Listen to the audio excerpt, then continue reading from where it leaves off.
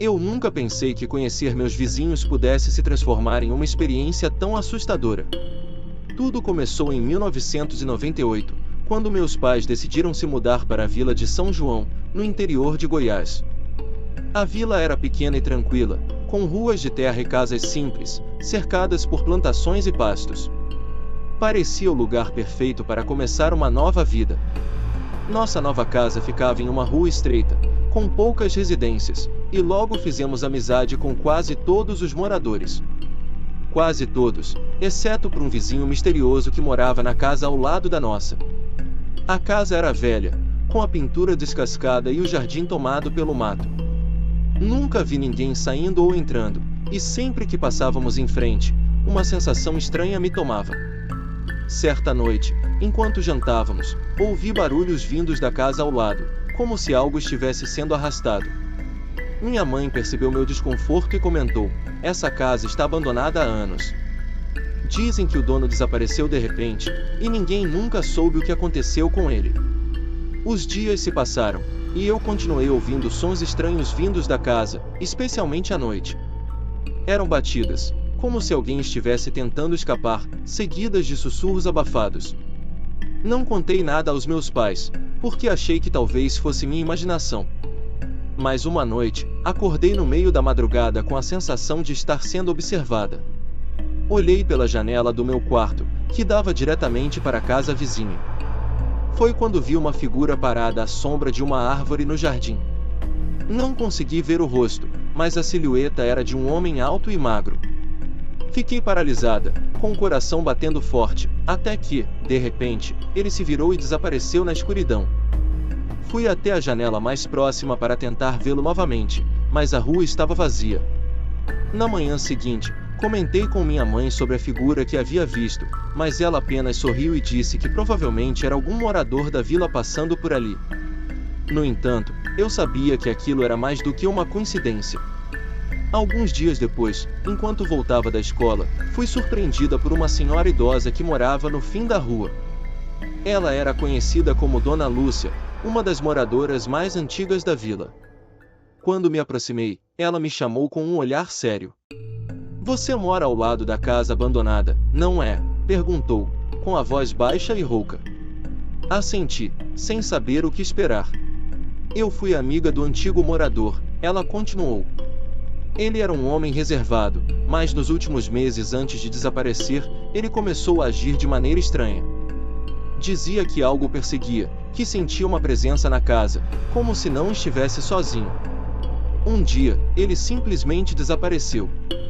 Nunca mais o vimos. Não sei o que aconteceu, mas algo naquela casa não está certo." Aquilo me deixou com um frio na espinha. Comecei a evitar a janela do meu quarto à noite, mas os barulhos continuavam. Certo dia, não aguentei mais a curiosidade e decidi investigar. Esperei até o fim da tarde, quando meus pais estavam ocupados, e me aproximei do muro que separava nossa casa da casa ao lado. Subi em uma pilha de tijolos e espreitei por cima do muro. O jardim estava ainda mais descuidado do que eu imaginava, com ervas daninhas cobrindo o que antes poderia ter sido um caminho de pedras. Mas o que me chamou a atenção foi uma pequena luz que vinha da janela da cozinha. Eu tinha certeza de que a casa estava vazia, então como poderia haver luz lá dentro? Decidi que precisava descobrir a verdade.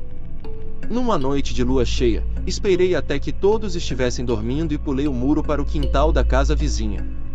O silêncio era absoluto, quebrado apenas pelo som distante de grilos. Com a lanterna em mãos, me aproximei da porta dos fundos, que estava entreaberta.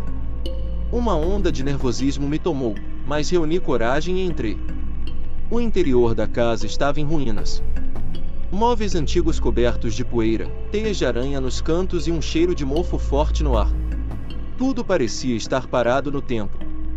Mas havia algo de muito errado. No chão da sala, marcas de arranhões, como se alguém tivesse tentado desesperadamente sair.